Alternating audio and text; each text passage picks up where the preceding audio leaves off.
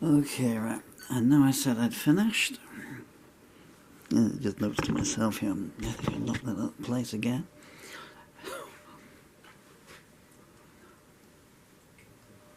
You should see what goes on behind the scenes here. Oh, really? There's no viewfinders on either of the cameras now. They've broken. And the cradle on the tripod for this one. So, no matter how delicate when you touch it, as soon as you, even if you look at it, it goes, it just shoots out of where. I try and have it at an angle so the sound, I'm playing the sound directly into it. While at the same time I'm bouncing the sound off the corners. So if I move around,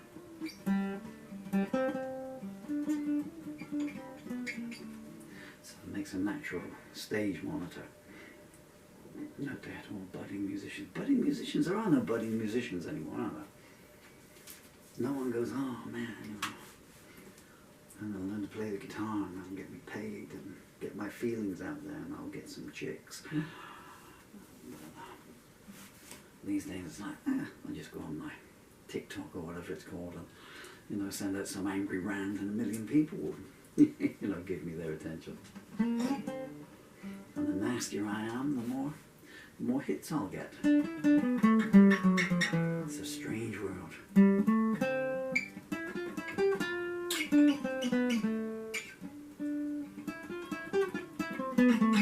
I'm waiting for my fingers to stop hurting in case you want to know what it wants to be.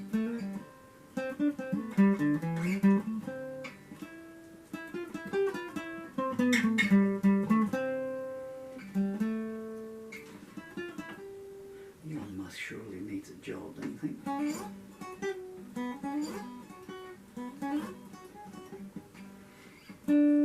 Elon Musk needs a job. He's always acting like a racist slob.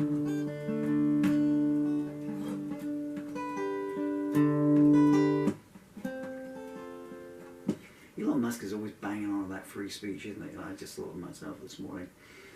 You know, if every one of his employees just went up to him and called him Elon, you're a bleep, you know, a nasty word, whether he'd take it or whether he'd sack them, you know. So much for free speech then. I tell you you're a bleepity bleep bleep bleep and you sack me. Okay, I think I'm nearly ready to go. I've lost completely the structure of how I was doing this off camera.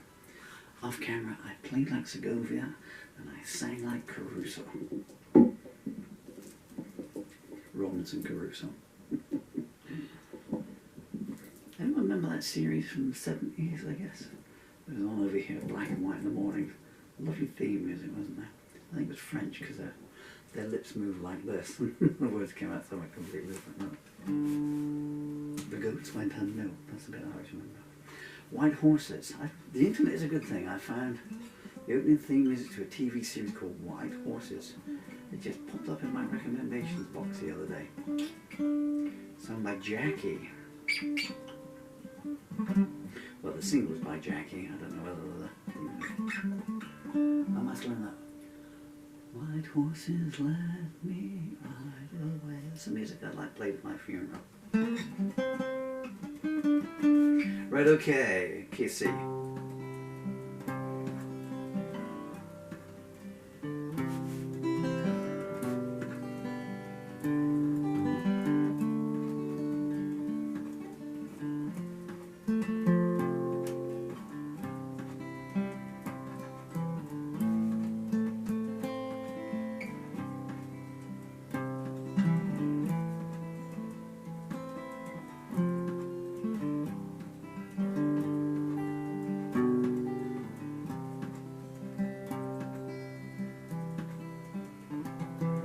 Shadows falling across the avenues. I went wrong there, can start again. Clean intro.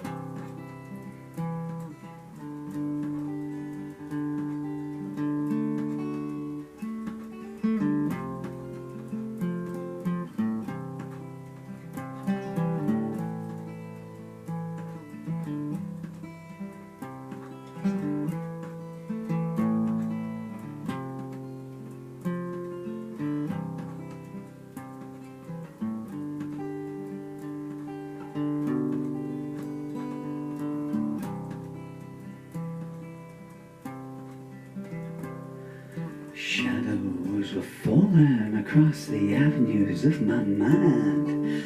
Destiny was calling, but I had to leave her behind. I was stumbling through the wilderness with solitude is your only friend, pretending not to care less while crying, will this night never end?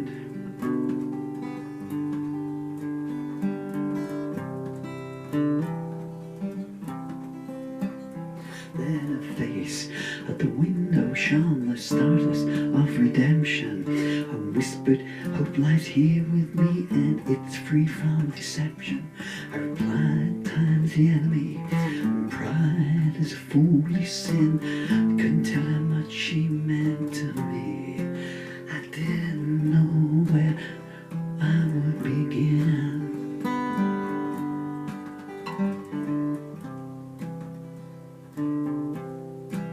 I offered her a glimpse of who I used to be and left the rest to fate. If there was a chance she'd see the real me, I was prepared to wait. Her soft lips looked like paradise, her smile spoke of salvation. Her angel was my defenses, sliced and turned confusion into revelation.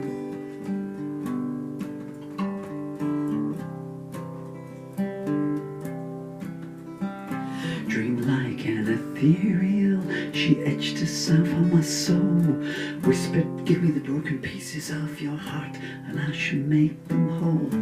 And then she disappeared, leaving me to begin anew, saying, wherever you go, be sure of this, my heart goes there with you.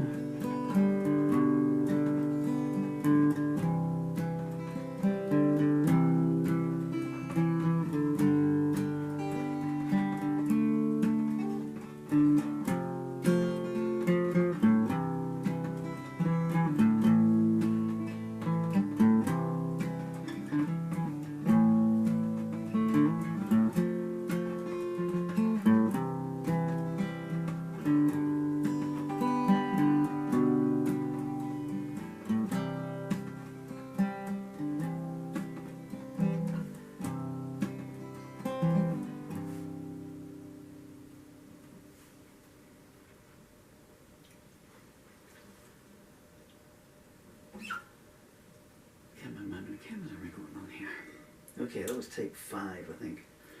And there won't be a take 6. The Shelf Life of a Paul Murphy song, huh? So I wrote that on the 1st of June 2006. I liked a lady that I was very fond of. 10:10 a.m. I might Google it. When I look at these now, sometimes I think, I should Google that, you know, when I look at my old lyrics.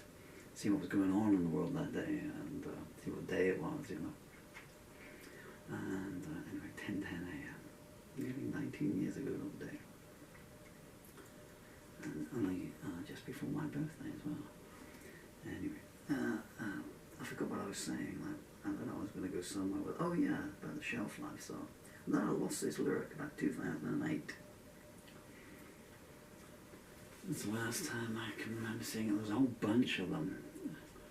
I know there's another one still missing because it was written on yellow paper. And I had one of those little folder things, A4 folders, and that's gone missing as well. And the trouble is other wives have come along since then and deleted photos and, you know, stuff, you know. You're with me now, you don't need this. You think, okay. Anyway. So I lost the lyrics. I hadn't seen that song in at least 15 years. Found them yesterday, recorded 5 versions of it this morning.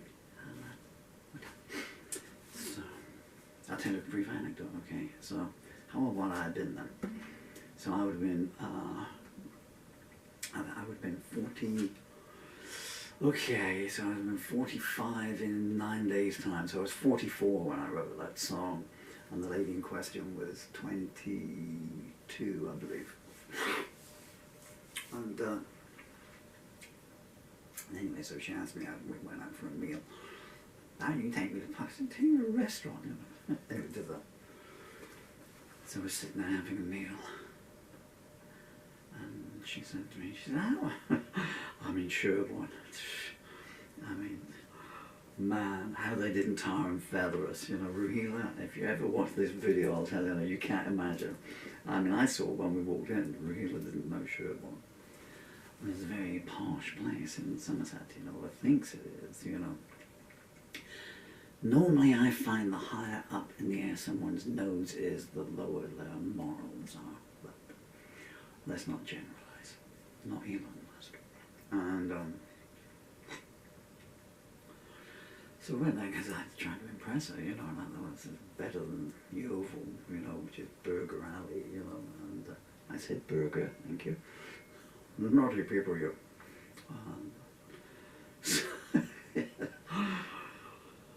And my disease has paled me out, you know, but so I'm Irish Romany descent. So my Irish grandfather was an Irish Romany, and so my skin is kind of olive. And the lady in question was black and probably still is. So we walked in this very posh restaurant in Sherborne, so this, and you know, in those days, you know, I just, you know, I probably looked like a musician, you know, hair all over the place and shuffling in and stuff. I put a tie on, but really it was just like putting a waistcoat on a sack of coal. Like, you know, musicians always look the same no matter what, you know. And although Bob Dylan, I guess, has always done his best to, you know, look good in a suit on stage. How he must sweat. Anyway. And I walk in with this stunningly dressed black woman who's wearing this vivid bright red dress as well, and you could just almost see them putting the houses up for sale as we walked in, like, you know, there goes the neighbourhood, there goes the county, you know, and stuff. So I was having a good time, you know, just with this lady, and also enjoying the disquiet that we were going, you know. You could almost feel, look, they eat like we do. They eat like we do. Look, knives and forks. You know, goodness me, I wonder who taught them how to use a knife and fork. Look, they swallow like we do as well. Anyway. And it's still the same now, only it's worse. So we were chatting, really, and said to me, she said, "How old are you then?" And I said, "Well, to be honest," I said, "I'm closer to 40 than I would like to be." But I was from the other side of it, like, you know, so I had 40 in the rearview mirror at that point, you know. But the inference, and here's a little sneaky trick that you can use online, folks, you know. So, you know, so the inference was that I was, you know, somewhere in my 30s approaching, you know, with 40 coming up, you know. But what I meant was, you know, I was 4 years closer to 40 from the other side of the divide. Okay, right. Let's close down and go now. Got to save pixels. In the old days, you'd have to save tape. These days, I can't believe pixels. Children today, or anyone who's going into a recording studio today, you thought I'd gone, didn't you? As I'm standing here, over on the bookshelf over there, I'm looking at my very first studio master tape on an Ampex. I don't know what it sounds like, you know, some old dinosaur here. On Ampex, 7 musicians out there will know of this. So it was on a 7.5-inch Ampex spool tape. My first ever, well, I guess it was the first mini album from 1986. And even when I had my home studio, which was a Tascam 4-track at the time, you know, I mean, tape was extraordinarily expensive if you're going to use top quality magnetic tape. Because it goes past so fast, you know, so you buy cassette tape and so a 45, even if you got a C90, called TDK, premium magnetic tapes. But because on a 4-track studio recording equipment, it records at twice the speed for the sound quality and then plays back at the normal speed. So a C90, you get 22 minutes worth of song on there, which is why, have I got it to hand here? Probably not. Oh, don't go falling around. There's that lyric again. I found this the other day and I've just produced this as a lyric booklet. So this is the original, well, the safety copy CDs of my 1999 album, In Search of Hell's Grand Reward. It's a double CD and it contains one song, 2.5 hours. But it's recorded in parts, so 22 minutes, 26 seconds, part 1, 22 minutes, 30 seconds, part, well, that's part 6, 7, 22 minutes and 9 seconds, 21 minutes and 30 seconds, 22 minutes. The reason being, so that was the full length that you could record. You couldn't record a 2.5 hour long song in one go in those days. And I'm saying it would burn up, you know, the studio. But now you get an SD card for like £7 off of you know, I don't want to mention the website since they've started giving £40 million bucks out for Netflix documentaries. And it records 19 hours, you know, you can do what you like on it, you know, amazing stuff, you know. Yeah, I mean, £8 for, you know, my first year, we were paying £20 an hour for studio time back then, you know. Back in the olden days, you can't remember how it was.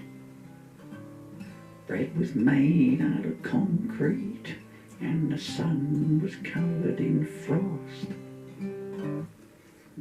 We only had coal for breakfast and had no jam. All the cows were living free because we could only afford spam. Spam and chips. I'm going mental here. Hey, what? What did I ever do to you?